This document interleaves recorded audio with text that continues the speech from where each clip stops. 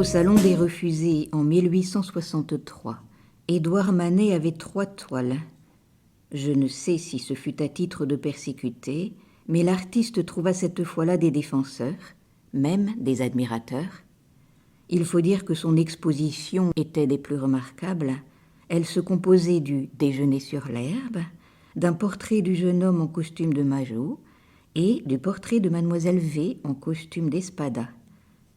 Ces 2 dernières toiles furent trouvées d'une grande brutalité, mais d'une vigueur rare et d'une extrême puissance de ton. Selon moi, le peintre y a été plus coloriste qu'il n'a coutume de l'être. La peinture est toujours blonde, mais d'un blond fauve et éclatant. Les taches sont grasses et énergiques. Elles s'enlèvent sur le fond avec toutes les brusqueries de la nature. Le Déjeuner sur l'herbe est la plus grande toile d'Édouard Manet, celle où il a réalisé le rêve que font tous les peintres, mettre des figures de grandeur naturelle dans un paysage. On sait avec quelle puissance il a vaincu cette difficulté. Il y a là quelques feuillages, quelques troncs d'arbres et au fond, une rivière dans laquelle se baigne une femme en chemise. Sur le premier plan, 2 jeunes gens sont assis en face d'une seconde femme qui vient de sortir de l'eau et qui sèche sa peau nue au grand air. Cette femme nue a scandalisé le public qui n'a vu qu'elle dans la toile. Bon Dieu, quelle indécence! Une femme sans le moindre voile entre 2 hommes habillés, cela ne s'est jamais vu. Et cette croyance était une grossière erreur, car il y a au musée du Louvre plus de 50 tableaux dans lesquels se trouvent mêlés des personnages habillés et des personnages nus. Mais personne ne va chercher à se scandaliser au musée du Louvre. La foule s'est bien gardée d'ailleurs de juger le Déjeuner sur l'herbe comme doit être jugée une véritable œuvre d'art. Elle y a vu seulement des gens qui mangeaient sur l'herbe, au sortir du bain, et elle a cru que l'artiste avait mis une intention obscène et tapageuse dans la disposition du sujet, lorsque l'artiste avait simplement cherché à obtenir des oppositions vives et des masses franches. Les peintres, surtout Édouard Manet, qui est un peintre analyste, n'ont pas cette préoccupation du sujet qui tourmente la foule avant tout. Le sujet pour eux est un prétexte à peindre, tandis que pour la foule, le sujet seul existe. Ainsi, assurément, la femme nue du Déjeuner sur l'herbe n'est là que pour fournir à l'artiste l'occasion de peindre un peu de chair. Ce qu'il faut voir dans le tableau, ce n'est pas un déjeuner sur l'herbe, c'est le paysage entier, avec ses vigueurs et ses finesses, avec ses premiers plans si larges, si solides, et ses fonds d'une délicatesse si légère. C'est cette chair ferme, modelée à grands pans de lumière, ces étoffes souples et fortes, et surtout cette délicieuse silhouette de femme en chemise qui fait, dans le fond, une adorable tache blanche au milieu des feuilles vertes. C'est enfin cet ensemble vaste, plein d'air, ce coin de la nature, rendu avec une simplicité si juste, toute cette page admirable dans laquelle un artiste a mis les éléments particuliers et rares qui étaient en lui. En 1864, Édouard Manet exposait Le Christ mort et les anges et Un combat de taureaux.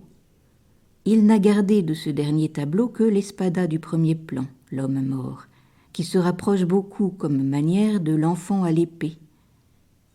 La peinture y est détaillée et serrée, très fine, très solide. Je sais à l'avance que ce sera un des succès de l'exposition de l'artiste, car la foule aime à regarder de près et à ne pas être choquée par les aspérités trop rudes d'une originalité sincère.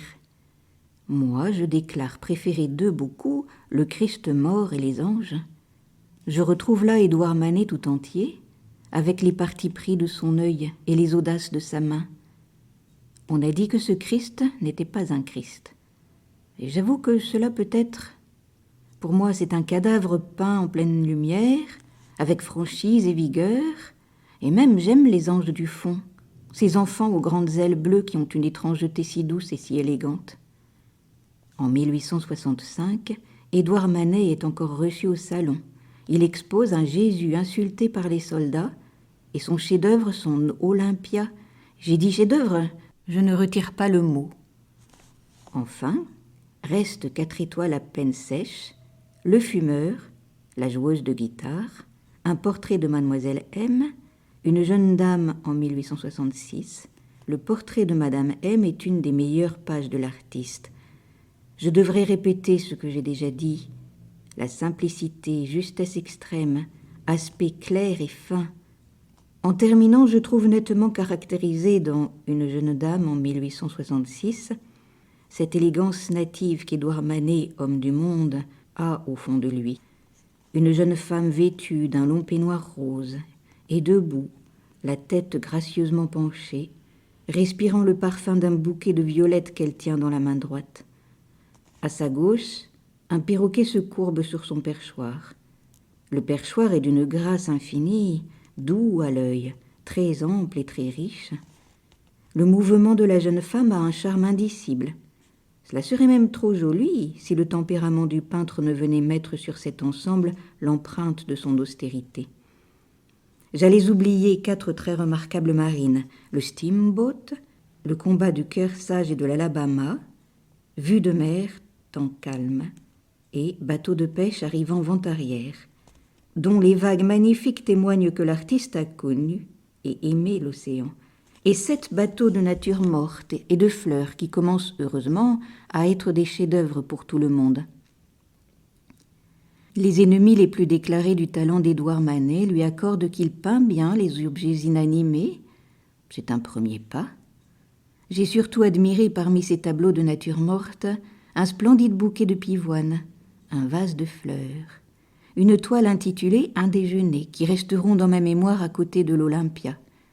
D'ailleurs, d'après le mécanisme de son talent dont j'ai essayé d'expliquer les rouages, le peintre doit forcément rendre avec une grande puissance un groupe d'objets inanimés. Telle est l'œuvre d'Édouard Manet, tel est l'ensemble que le public sera, je l'espère, appelé à voir dans une des salles de l'exposition universelle.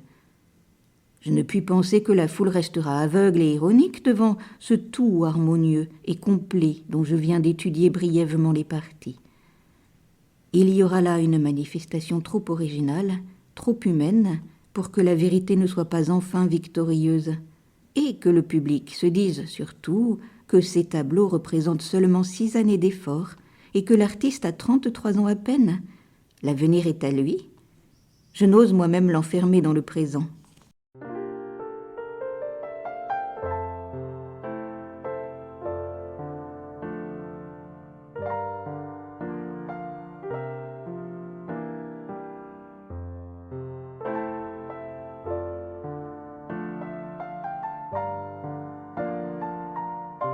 Si cette vidéo vous a plu, merci de cliquer sur le pouce et n'hésitez pas à vous abonner à ma chaîne.